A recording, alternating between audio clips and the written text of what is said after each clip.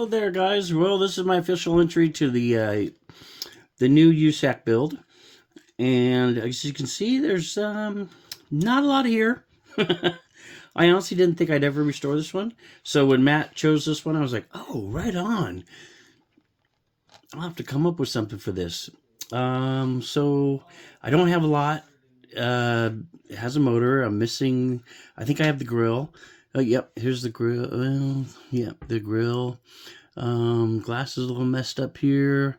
I'm gonna have to strip it. I do not have a hood for it, so I think I'm kind of either gonna go with like a 4x4 look on this, or probably more of a street freak or something like that.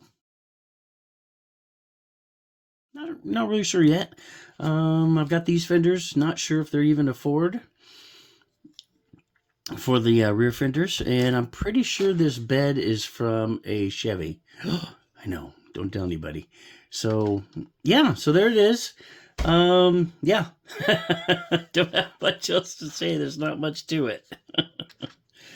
A few pieces in there, and that's about it. So luckily most of the suspension is there. So that's my official entry.